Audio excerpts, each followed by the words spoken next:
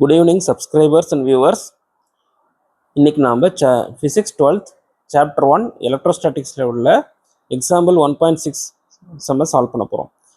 இந்த கொஸ்டின் என்னன்னா, consider the charges Q, Q, minus Q placed at the vertices of an equilateral triangle.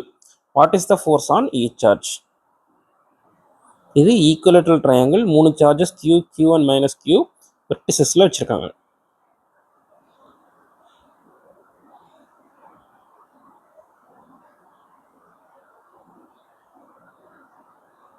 A, B and C. இங்க Q1 equal to Q, Q2 equal to Q, Q3 equal to minus Q. What is the first force on each charge? So, first force on Q1 கண்டுபிடிக்க போறோம். நமக்கு தெரியும் F force on first charge due to second charge தான் F12. F13 ன்றது force on first charge due to third charge. So, force on first charge due to Q2 and Q3 வந்து F1 ன்னு வச்சிட்டோம்னா F1 is equal to F12 plus F13. இந்த இடத்துல ஒரு positive charge Q1 இருக்குன்னா இன்னொரு positive charge Q2 இருக்குன்னா positive charges ripple, like charges ripple. So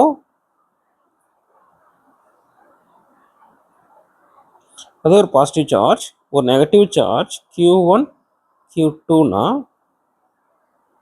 it provides an attractive force towards Q1. இதை பேஸ் பண்ணி நாம் ஃபஸ்ட்டு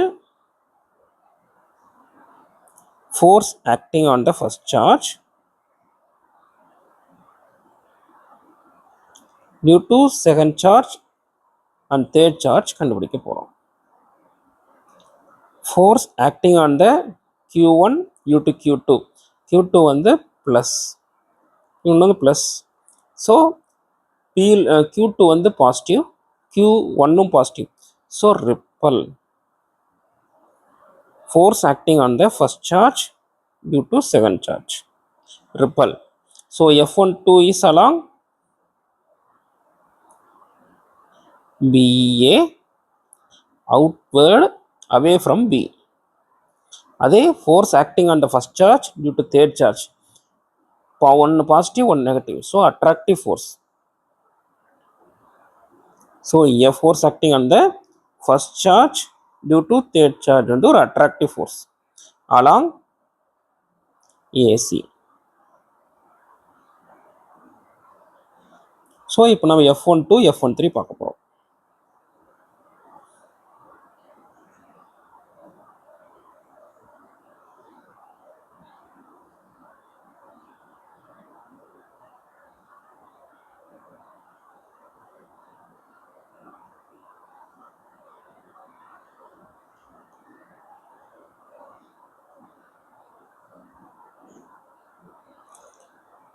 ஸோ F12 பார்த்தா கூலும்ஸ் லா யூஸ் பண்ணும்போது 1/4/எப்சிலான்.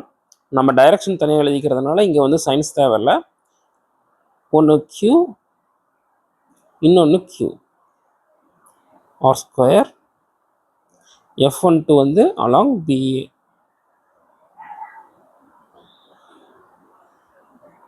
ஸோ 1/4/எப்சிலான் naught Q square by R square along BA outward away from B. F13 பார்த்தீங்கன்னா 1/4/எப்சிலான் naught Q and divided by R square along AC. So 1/4/எப்சிலான் naught Q square by R square AC. அதாவது ஒரு ஃபோர்ஸுக்கு நம்ம magnitude தனியாக கண்டுபிடிச்சிக்கிறோம், direction தனியாக கண்டுபிடிச்சிக்கிறோம். So மேக்னிடியூடுக்கு மட்டும் நம்ம பார்க்கும்போது நமக்கு வந்து சயின்ஸ் தேவையில்லை. F13 பார்த்தீங்கன்னா அலாங் ஏசி. ஸோ F13க்கு நமக்கு ட்ரைவ் பண்ணதும் F12வும் ஈக்குவல் தான். பட் ஆனால் F12 வந்து அலாங் BA எல்லாமே ஈக்குவல் டு எஃப்னு வச்சுக்கிறோம். ஸோ அதே equal triangle AB and C, Q1 equal to Q, Q2 equal to Q, Q3 equal to minus Q, F force acting on first charge due to second charge, force acting on first charge due to third charge. So இப்போ நம்ம வந்து force acting on Q1 due to Q2 and Q3 கண்டுபிடிக்கணும்னா F1 கண்டுபிடிக்கணும். F1 வந்து பார்த்தீங்கன்னா F12 and F13 directions and magnitude வச்சு நம்ம வந்து F1 உடைய டைரக்ஷன் அண்ட் மேக்னிடியூட் கண்டுபிடிக்கலாம். நம்ம ஏற்கனவே சொல்லிட்டோம் F12 equal to F13 equal to F. So எல்லாமே மேக்னிடியூட்ஸ் ஈக்குவல். ஸோ மேக்னிடியூட் ஈக்குவலாக இருக்கிற ஃபோர்ஸ் இப்படி 2 டைரக்ஷன்ஸில் போச்சுன்னா ரெண்டுக்கும் இடையில பைசெக்ட் பண்ணுற மாதிரி தான் F1 வரும். Q1ன்றதுனால F1 parallel to the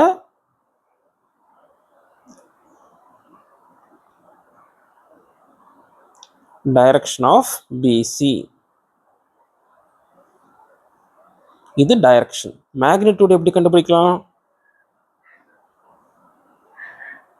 நம்ம ஏற்கனவே நமக்கு தெரிஞ்ச formula P² + Q² + 2PQ cos θன்னு சொல்லி படிப்போம்ல, அதே தான் இங்கே அப்ளை பண்ண போகிறோம். F12² + F13² + 2 × F12 F13 cos θ.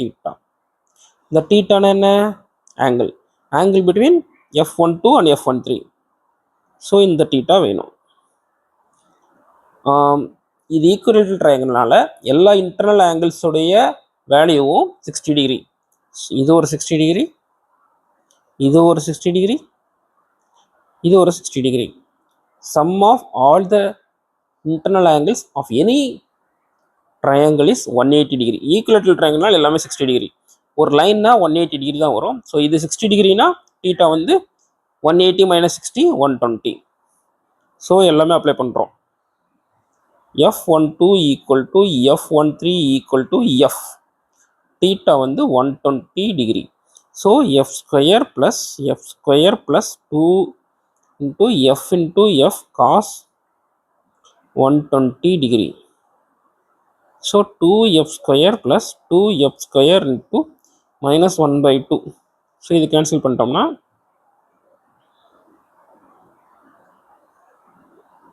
F direction வந்து parallel to BC.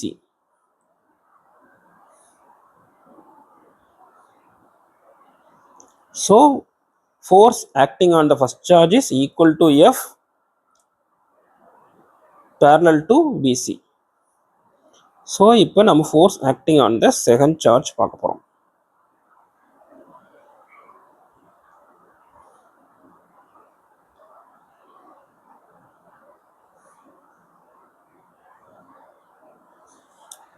Force acting on the second charge na என்னென்ன சார்ஜா இருக்க ஃபோர்ஸா இருக்க வாய்ப்பு இருக்கு?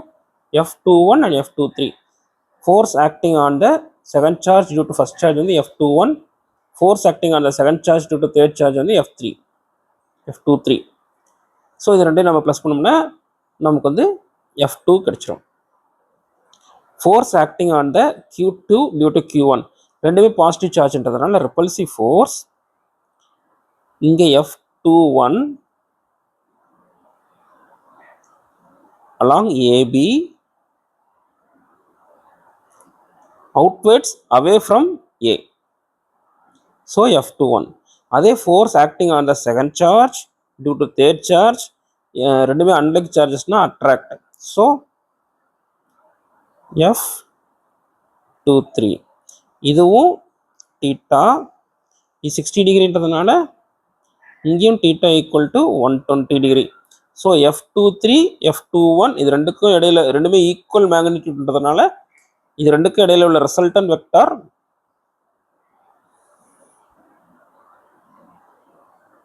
Q2ன்றதுனால F2 ரிசல்டன்ட் வெக்டார் வந்து என்ன டைரக்ஷன்ல இருக்குன்னா parallel to AC.